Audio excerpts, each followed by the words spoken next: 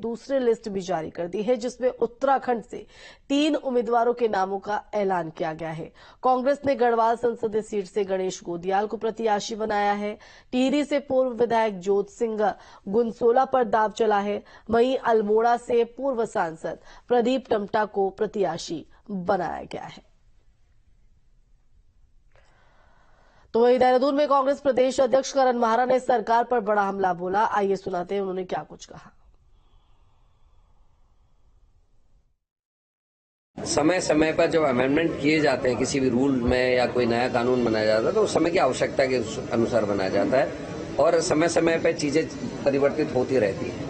इस समय देश के संविधान को भारी खतरा है क्योंकि बीजेपी के सांसद ही इस बात को कह रहे हैं कि 2024 के चुनाव में 400 का संख्या पार करते ही हम बाबा भीमराव अंबेडकर के संविधान को बदल देंगे और ये बड़ी चिंता का विषय है। इस समय देश को ऊपर उठाने के लिए आवश्यक है कि जातीय जनगणना के साथ साथ आर्थिक मैपिंग की भी आवश्यकता इस समय आ रही है क्योंकि हमारे नीति निर्धारक जो कांग्रेस के विचारक हैं उनका ये मानना है कि देश के 99.50% से ज्यादा लोग भागीदारी में पीछे हैं। एक विशेष वर्ग की और कुछ ही जातियां ऐसी हैं जिनका सारी चीजों में कब्जा है।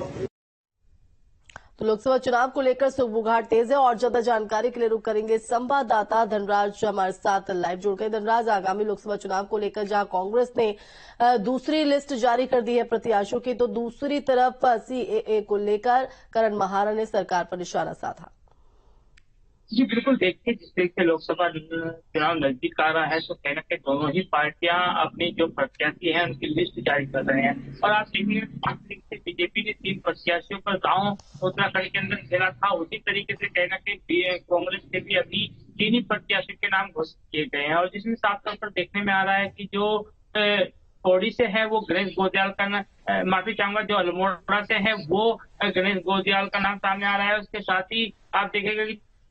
का नाम भी सामने आ रहा है और उसके साथ ही जो प्रदीप टमटा पूर्व सांसद रहे हैं वो भी कहीं ना कहीं मैदान में उतारे गए हैं। लेकिन अभी 2 सीटों पर नैनीताल और हरिद्वार सीट पर अभी भी संशय बरकरार है क्योंकि कांग्रेस के जो बड़े नेता हैं उनका मानना है कि सभी कहीं ना कहीं इसमें दांव आजमा रहे हैं और सभी ने अपनी दावेदारी की है। लेकिन अभी जो 3 प्रत्याशी हैं उन्हीं के नाम घोषित किए गए हैं और 2 अभी भी बाकी हैं और आप देखिएगा कि कहीं ना कहीं चुनाव से पहले अब दोनों ही पार्टियां एक दूसरे पर आरोप प्रत्यारोप भी लगाने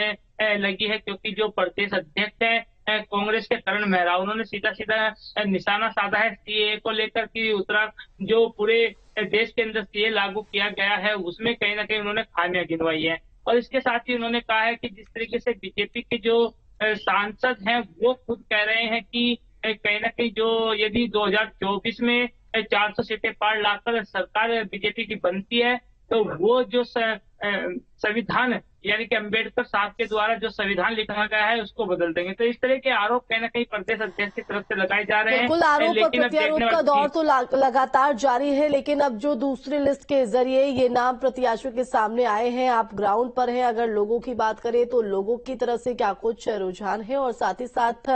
ये जो दाव कांग्रेस ने चला है वो कितना कारगर साबित हो सकता है?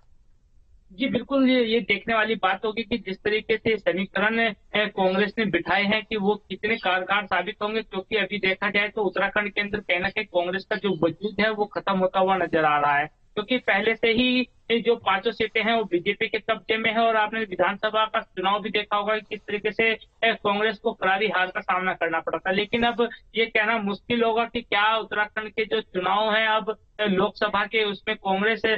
जो हाथ आजमा रही है उसमें पार पा पाएगी या नहीं पाएगी ये तो आने वाला वक्त बताएगा। लेकिन अभी ये कहा जा सकता है कि दोनों ही पार्टियां बीजेपी और कांग्रेस कहीं ना कहीं आमने सामने अब चुनाव में आ चुकी हैं और अब देखने वाली बात होगी कि आखिर कौन इसमें बाजी मारता है और कौन विफल होता है।